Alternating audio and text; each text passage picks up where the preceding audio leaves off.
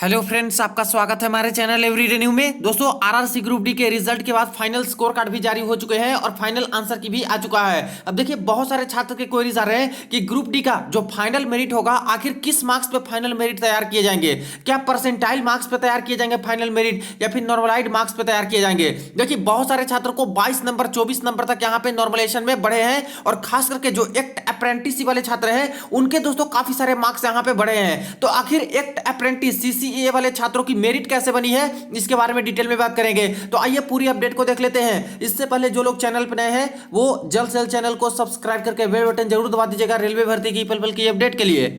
दोस्तों, mock test के लिए जिन्हें भी टेस्ट पास बाई करी है, देखिए इनके तरफ से साल के आखिरी में सबसे अच्छा ऑफर अभी मिल रहा है। लिमिटेड टाइम ऑफर है 28 से 31 दिसंबर के बीच में। फ्रेंड्स, एक साल की वैलिडिटी छात्रों को बिल्कुल भी फ्री दी जा रही है। इसके अलावा देखिए, सबसे लोएस्ट प्राइस में मात्र 269 रुपए में 2 साल के लिए टेस्ट पास आप लोग बाई कर सकते हो। इसके लिए बाई करते समय कूपन कोड में न्यू टाइप करना होगा NEW, तुरंत ही आपको एक्स्ट्रा 10% ऑफ मिल जाएंगे। इसके बाद जितने गवर्नमेंट एग्जाम है, रेलवे के सारे एग्जाम के मॉक टेस्ट, SSC के सारे एग्जाम के मॉक टेस्ट, बैंकिंग के सारे एग्जाम्स के, प्लस डिफरेंट गवर्नमेंट एग्जाम के मॉक टेस्ट आप लोग लगा सकते हो 2 साल के लिए। और इसके अलावा देखिए काफी सारे एक्साइटिंग ऑफर भी हैं, तो इस ऑफर का आप लोग जरूर से जरूर फायदा उठा लीजिएगा। वीडियो के डिस्क्रिप्शन बॉक्स में लिंक मिल जाएंगे, वहां से चेक कर लीजिएगा और आप लोग बाय कर लीजिएगा।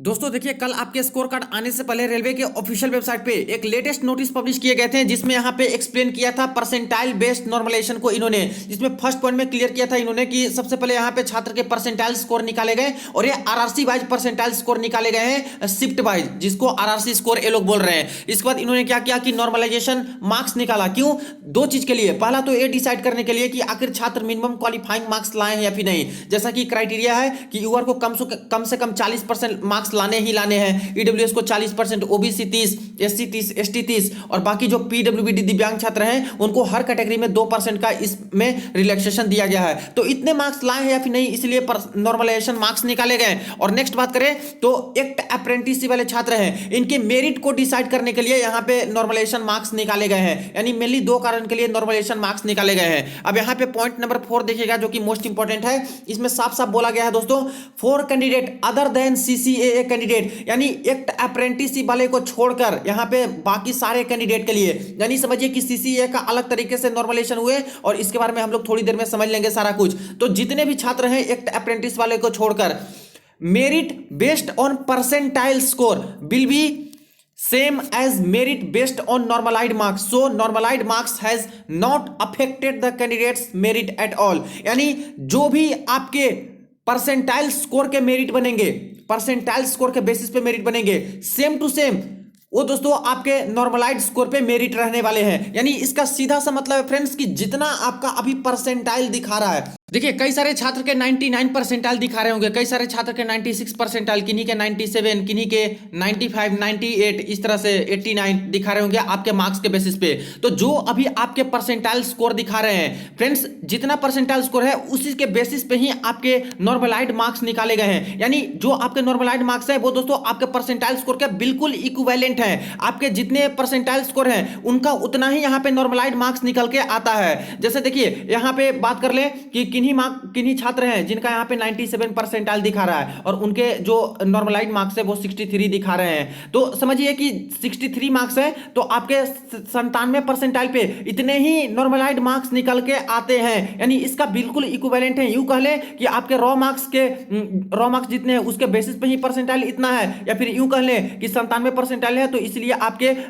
जो नॉर्मलाइज्ड मार्क्स है इतना निकल के आ रहा है। इसलिए दोनों ही दोस्तों सेम टू सेम एक तरह से मान के चल सकते हो, इक्विवेलेंट मान के चल सकते हो। बस यूं कहें कि ये परसेंटाइल के टर्म में है और ये कह लें कि यहां पे नॉर्मलाइज्ड मार्क्स के टर्म में है। इसलिए रेलवे ने यहां पे क्लियर किया है कि merit based on percentile score will be same as merit based on normalized marks, so normalized marks has not affected the candidate merit at all। यानी जो मेरिट परसेंटाइल स्कोर पे निकाली जाएगी सेम टू सेम वो रहेगी दोस्तों जो merit यहाँ पे नॉर्मलाइज्ड मार्क्स पे निकाली जाएगी। इसलिए छात्र के कोई भी यहाँ पे मेरिट को अफेक्ट नहीं करेगा, कोई भी प्रभावित नहीं करेगा, चाहे परसेंटाइल स्कोर पे आपकी मेरिट निकाली जाए, चाहे आपके नॉर्मलाइज्ड मार्क्स पे मेरिट निकाली जाए। तो क्लियर हो गया यहां से सारे छात्र का कि जो आपके पीईटी के बाद यहां पे फाइनल मेरिट बनेंगे, हो सकता है कि परसेंटाइल स्कोर पे निकाल दें, हो सकता है कि नॉर्मलाइज्ड मार्क्स पे निकालें, तो इससे कोई भी प्रॉब्लम वाली बात नहीं है, क्योंकि जितना यहां पे पीईटी के बाद आपके मार्क्स में फाइनल मेरिट में बढ़ेंगे, जैसे पीईटी के बाद तो फाइनल मेरिट के लिए, डीबी के लिए थोड़े बहुत मार्क्स बढ़ते हैं, तो अगर परसेंटाइल स्कोर के बेसिस पे आपके मेरिट बनाते हैं तब तो थोड़ा बहुत कम ही बढ़ेगा, क्योंकि देखिए कि 97 से 98 परसेंटाइल के बीच में ही दोस्तों काफी सारे हजारों हजारों छात्र यहां पे हैं, तो इसमें तो कम ही बढ़ेंगे। लेकिन नॉर्मलाइज्ड मार्क्स के टर्म में यहां पे अगर कट ऑफ को बढ़ाते हैं पीईटी के बाद फाइनल मेरिट में तो थोड़ा ज्यादा बढ़ेगा, क्योंकि जो नॉर्मलाइज्ड मार्क्स है वो थोड़ा थोड़ा ज्यादा रहता है, कम कम ही परसेंटाइल के डिफरेंस पे, तो इसलिए यहां पे क्लियर हो गए। अब देखिए जब आपके फाइनल मेरिट भी बनेंगे पीईटी के बाद डीबी के लिए, तो उस समय भी जो आपकी कट ऑफ मार्क्स निकल के आएगी वो इसी तरह से देंगे जैसा कि इन्होंने दे दिया है, परसेंटाइल बेस्ड पे भी ये लोग निकाल के देंगे और नॉर्मलाइज्ड मार्क्स पे भी निकाल के देंगे कि आखिर कितना बढ़ा या फिर क्या हुआ। तो इसके लिए कोई चिंता करने की जरूरत है ही नहीं कि जो फाइनल मेरिट जाएंगे वो परसेंटाइल स्कोर पे बनाई जाएगी या फिर नॉर्मलाइज्ड मार्क्स पे बनाई जाएगी, क्योंकि ये दोनों ही दोस्तों बिल्कुल इक्विवेलेंट हैं और यहाँ पे कोई भी आपके मेरिट को अफेक्ट नहीं करेंगे, चाहे जीसी पे बना ले तो कोई आपकी मेरिट अफेक्ट नहीं होने वाली है। अब दोस्तों जो ग्रुप डी में नॉर्मलाइजेशन हुई है, नॉर्मलाइजेशन में बहुत सारे छात्र के काफी अच्छे अच्छे मार्क्स यहाँ पे दिए गए, कुछ छात्र के यहाँ पे एवरेज मार्क्स दिए गए, कुछ छात्र के बहुत कम ही मार्क्स बढ़े हैं, कुछ छात्र के तो 9 के बराबर यहाँ पे मार्क्स बढ़े और कुछ छात्र के मार्क्स को घटा भी दिया गया है। वही दोस्तों एक्ट अप्रेंटिसशिप में बात करें सीसीए वालों की, तो इनके मार्क्स काफी ज्यादा मिले हैं, किन्हीं के 22 नंबर बढ़े नजर आ रहे हैं, किन्हीं के 24 नंबर 26 नंबर। तो आखिर ऐसा कैसे कि एक्ट अप्रेंटिसशिप वाले के इतने ज्यादा मार्क्स यहाँ पे बढ़ते हुए नजर आ रहे हैं। कुछ कैंडिडेट का आप लोग पहले स्कोर कार्ड देख लीजिए, यहाँ पे आरआरबी अहमदाबाद जोन या फिर वेस्टर्न रेलवे मुंबई जोन से इन्होंने फॉर्म अप्लाई किया था। एक्ट अप्रेंटिसशिप वाले छात्र है, यहाँ पे यस लिखा है, इनके रॉ मार्क्स इतने आए, प्रोरेटेड मार्क्स इतने आए, यानी 22 नंबर ही आए थे, लेकिन नॉर्मलाइजेशन के बाद देखिए इनके मार्क्स कितना यहाँ पे दिखा रहा है 43.81, यानी लगभग 21.5 नंबर के आसपास इनका इंक्रीज दिखा रहा है। इस कैंडिडेट का देख लीजिए, ये भुवनेश्वर जोन से अप्लाई किए थे, इनके जो रॉ मार्क्स हैं वो कुछ इस प्रकार से हैं 15.66 है, प्रोरेटेड मार्क्स भी इतना ही रह गया, लेकिन नॉर्मलाइजेशन के बाद कितना मार्क्स हो गया तो 39.83, यानी डायरेक्ट दोस्तों 24 नंबर इनके नॉर्मलाइजेशन के तौर पे यहाँ पे बढ़े हुए दिख रहे हैं और एक्ट अप्रेंटिस वाले छात्र हैं। 21 कैंडिडेट का देखिए, इन्होंने यहाँ पे पटना जोन से फॉर्म अप्लाई किया था इस सेंट्रल रेलवे, इनके मार्क्स देखिएगा कि रॉ मार्क्स यहाँ पे दोस्तों बहुत कम आए हैं, -4 नंबर रॉ मार्क्स आए हैं, प्रोरेटेड मार्क्स भी -4 ही हैं और नॉर्मलाइजेशन के बाद देखिए प्लस में 19.54 इनके आ गए, यानी देखा जाए तो 23 नंबर से भी दोस्तों ज्यादा यहाँ पे इनके इंक्रीज हुए हैं नॉर्मलाइजेशन में। अब आप लोग खुद सोचिए कि यहाँ पे बेस शिफ्ट को एक बेस शिफ्ट माना गया था नॉर्मलाइजेशन निकालने के लिए, और बेस शिफ्ट किसको माना गया था, जिसका एवरेज सबसे ज्यादा हो उसी को बेस शिफ्ट माने गए थे। तो अगर एवरेज ज्यादा होगा तो जिनके -4 यहाँ पे रॉ मार्क्स आ रहे हैं उनके आखिर पॉसिबल है क्या कि इतना ज्यादा पॉजिटिव में इनके नॉर्मलाइज्ड मार्क्स हो जाए, 23 नंबर बढ़ जाए, ये पॉसिबल है ही नहीं फ्रेंड्स। तो आखिर इतने मार्क्स इनके आए कैसे, इतना प्लस में इनका चला कैसे गया। और जैसे देखिए सिर्फ और सिर्फ एक्ट अप्रेंटिसशिप वाले का ही देखिएगा तो उन्हीं के सबसे ज्यादा 22 नंबर 24 नंबर 26 नंबर तक मार्क्स मिलते हुए नजर आएंगे, लेकिन नॉर्मल कैंडिडेट की बात करें तो इनके नॉर्मलाइजेशन में तो हाईएस्ट 16 से 17 नंबर के आसपास देखने को मिलेंगे और बाकी सारे छात्र के वही 10 नंबर 13 नंबर 15 नंबर 16 नंबर ऐसे ही बढ़े हैं, लेकिन एक्ट अप्रेंटिस का 22 23 24 26 तक इस तरह से दिखा रहा है। तो आखिर इनके मेरिट बनाए कैसे गए हैं, तो देखिए फ्रेंड्स इस नोटिस से आपको क्लियर होगा कि आखिर सीसीए वाला का मेरिट कैसे बना है। देखिए यहाँ पे जो नॉर्मलाइजेशन किए गए इसमें बोला गया है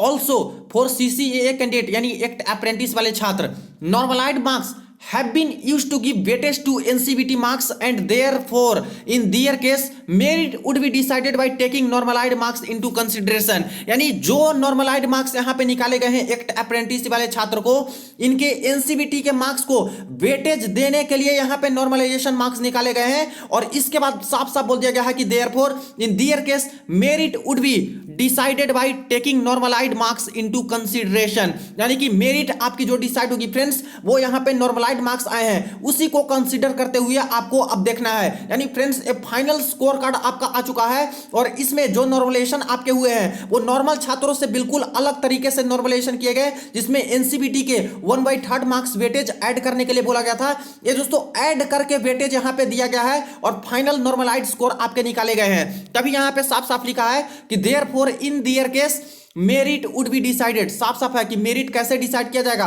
bye taking normalised marks into consideration, यानी जो आपके नॉर्मलाइज्ड मार्क्स आए हैं उसी को कंसीडर करते हुए ही मेरिट को डिसाइड किया जाएगा। अब कोई भी एक्स्ट्रा दोस्तों 1/3 मार्क्स आपके किसी के ऐड नहीं होंगे, तो 1/3 मार्क्स ऐड कर दिए हैं। वेटेज के लिए ही एनसीबीटी का वेटेज के लिए नॉर्मलाइज्ड मार्क्स अलग तरीके से सीसीए वाला का निकाला 1/3 ऐड करके, इसीलिए 22 नंबर, 24 नंबर, 26 नंबर, 30 नंबर इस तरह से बढ़ते हुए नजर आ रहे हैं अभी इनके नॉर्मलाइज्ड मार्क्स में जो दिखा रहा है। यहीं पे पॉइंट नंबर 4 में देखिए और क्लियर होगा, यहां पे पॉइंट नंबर 4 में लिखा है for candidate other than CCA candidate, यानी सीसीए वाले कैंडिडेट को छोड़ के सारे के सारे छात्रों के लिए merit based on percentile score will be same as merit based on normalised score, यानी कि एक्ट अप्रेंटिस का दोस्तों बिल्कुल अलग तरीके से ही नॉर्मलाइजेशन किए हैं, जबकि दूसरे छात्र को बोल रहे हैं कि इनके जो परसेंटाइल स्कोर का मेरिट होगा वो as it is same to same होगा, इनके नॉर्मलाइज्ड मार्क्स पे मेरिट बनेंगे उसी के बेसिस पे इक्वल ही होंगे, इक्विवेलेंट होंगे, जबकि सीसीए के केस में ऐसा नहीं है, क्योंकि इनका जो मेरिट बना है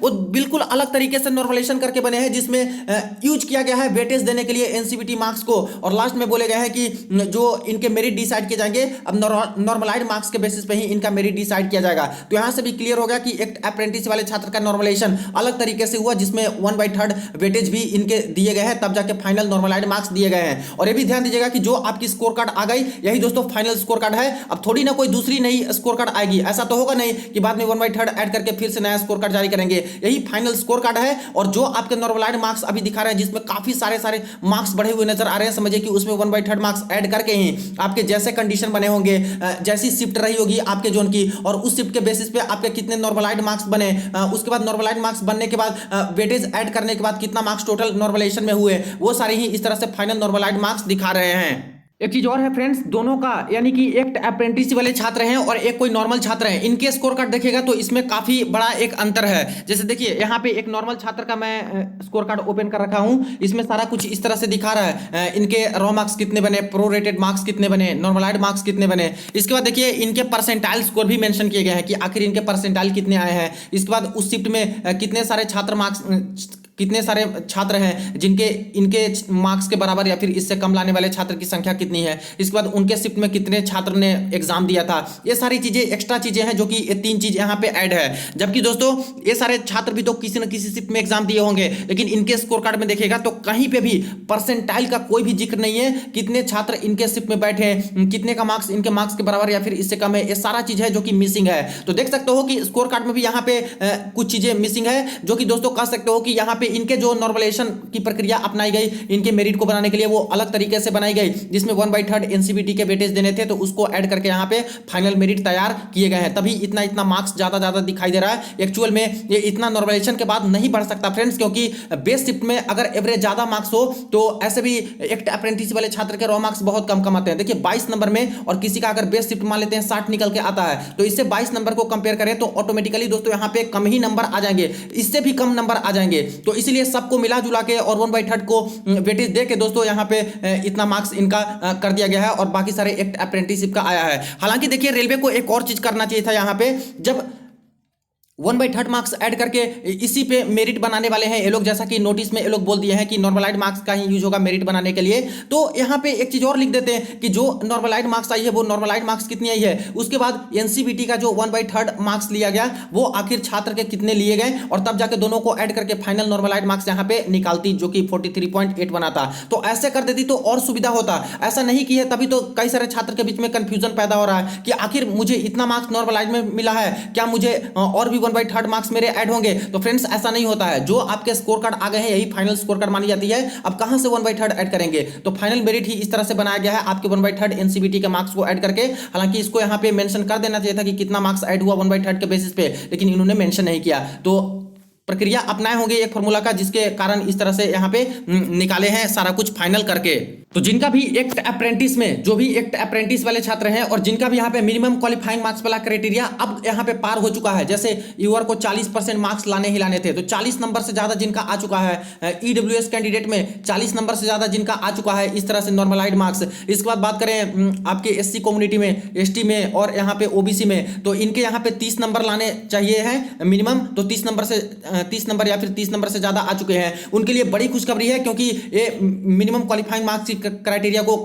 क्रॉस कर चुके हैं और अब इनका दोस्तों जॉब लगने ही वाले हैं, क्योंकि देखिए कि ऐसे भी यहाँ पे जितना मेरिट को क्रॉस कर जाएंगे मैक्सिमम छात्र का यहाँ पे जॉब एक अप्रेंटिस में लग जाएगा और रेलवे में इस बार ग्रुप डी में जॉब ले ही लेंगे। तो फ्रेंड्स जिनका जिनका यहाँ पे मेरिट क्रॉस हो चुका है कैटेगरी वाइज, आप लोग जरूर कमेंट सेक्शन में बताइएगा एक्ट अप्रेंटिसशिप वाले छात्र और कितने कितने आपके मार्क्स फाइनल यहाँ पे बढ़ के हुए हैं वो भी आप लोग जरूर बता सकते हो। वीडियो को शेयर कर दीजिएगा फ्रेंड्स। बाकी जैसे ही और कोई नोटिस रेलवे की तरफ से आती है, कोई इसके ऊपर और क्लैरिफिकेशन रेलवे का आता है, तुरंत आपको इन्फॉर्म करूंगा। चैनल को सब्सक्राइब कर लीजिएगा पल पल की अपडेट के लिए। चलिए मिलते हैं नेक्स्ट वीडियो में नेक्स्ट अपडेट में।